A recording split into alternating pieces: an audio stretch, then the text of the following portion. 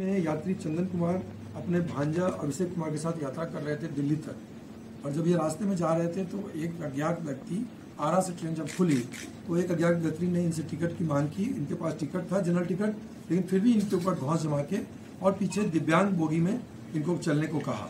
ये दिव्यांग बोगी में जब चले गए, बिहिया के पास ट्रेन रुकी तो वहाँ पे उनके साथ मारपीट की घटना की गई, इनके और इनके भांजा के साथ, और इनका मोबाइल छीन लिया गया, 5,000 रुपये छीन लिए गए और दोनों को चलती ट्रेन से फेंक दिया गया बक्सर से पहले।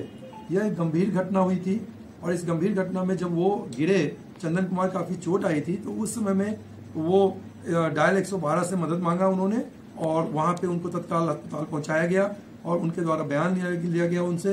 तो पता चला घटना में कि ये जो व्यक्ति, अज्ञात व्यक्ति थे, ये उनको फेंक दिए थे चलती ट्रेन से। 5,000 रुपये उनसे छीना गया, उनके भांजा से 3,000 रुपये, दोनों के पास से मोबाइल छीना गया। और इतना ही नहीं, चंदन कुमार के पास से उनके मोबाइल के जरिए, यूपीआई के जरिए 5,000 रुपये इन्होंने, जो अज्ञात व्यक्ति जो अभियुक्त थे, उन्होंने ट्रांसफर भी कराया था। यह एक गंभीर घटना थी और रेल पुलिस के लिए एक बहुत ही चैलेंज था।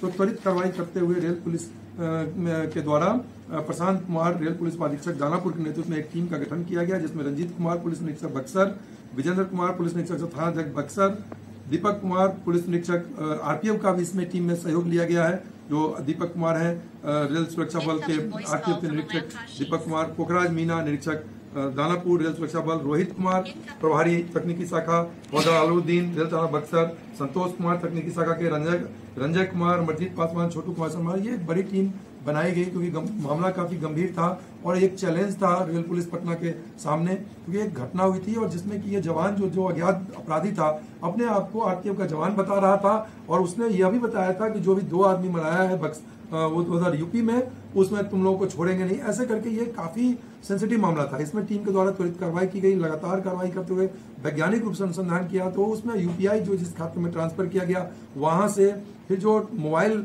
जो लूटा गया था उसके सहारे और वैज्ञानिक तरीके से अनुसंधान करते हुए ये शिफ्टिंग, ये जो इनका टेंडेंसी था अभियुक्त का, तो अभियुक्त को जो पकड़ा गया है वो है रोहित तिवारी, पिता का नाम जयराम तिवारी और गुड्डू तिवारी, और रहने वाले हैं बरिसवन शाहपुर जिला भोजपुर के।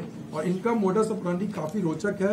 ये पहले सिक्योरिटी गार्ड के रूप में गुजरात में काम कर चुके हैं। इनको पुलिस की नौकरी का काफी शौक था। ये बिहार पुलिस का ये आई कार्ड जैसा ये पर्स रखते हैं, प्लस ये मोबाइल में ये लोगो रखे हुए हैं आरपीएफ का, जिसमें कि लोगो बना हुआ है। लोगों को दिखाते हैं, नीचे पुलिस का वर्दी पैंट पहने हुए थे, ऊपर काला टी शर्ट पहने हुए थे और अपना मोबाइल टाइप का खोसे हुए थे, जो कि ये शो करता था कि पिस्टल है, जबकि पिस्टल इन्होंने बताया कि नहीं है। और हम लोगों ने उस पर काफी अनुसंधान जारी भी है, लेकिन कोई पिस्टल अभी तक बरामदगी इनके पास से नहीं हुआ है और न ही इन्होंने बताया है कि वो उसका डर और भय दिखाते थे।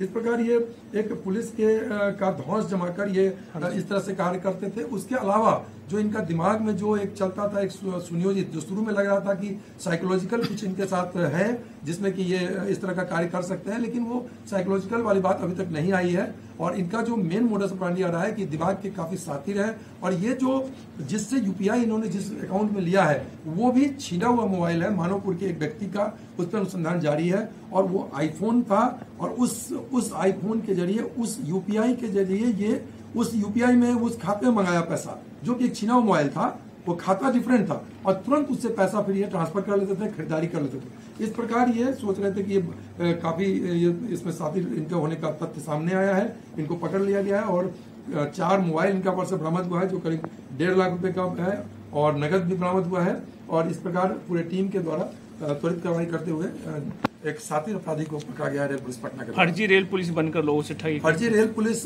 बनके, और साथ ही ये पूरी तरह से साइबर जो अपराध है उसका तथ्य आ रहा है, क्योंकि यूपीआई में लिया गया और जिस अकाउंट में लिया गया वो अकाउंट लूटा हुआ मोबाइल का था। तो एक स्थापित तथ्य जो चल रहा है कि मोबाइल से साइबर अपराध धड़ल्ले से हो रहे हैं, वो एक तथ्य फिर से स्थापित हुआ है और उसमें इनके द्वारा रेल पुलिस कार्रवाई की गई। क्या ये ट्रेन से फेंकने का इनका काम था लूट के बाद?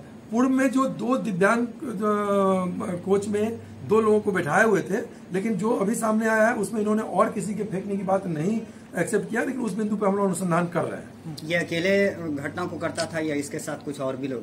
अभी तक के जो जानकारी मिली है इनसे, उसमें एक यही थे, इनका शिफ्टिंग लोकेशन आ रहा था, ये लगातार मूवमेंट में थे। और जो पकड़े भी गए हैं तो एक आश्चर्यजनक तथ्य है कि कभी छपरा, कभी झारखंड, कभी कहीं 48 घंटे में ये लगातार मूवमेंट में थे और गांधी मैदान से आश्चर्यजनक तरीका से, क्योंकि ये टीम के द्वारा लगातार छापेमारी की जा रही थी, तो ये गांधी मैदान में ये बेंच पर सोए हुए अवस्था में मिले।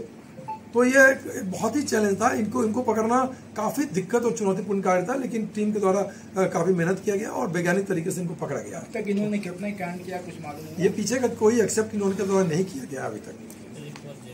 और एक बार इनका आपराधिक इतिहास भी मिला है। ये पूर्व में ये जेल गए हुए हैं। किस मामले में?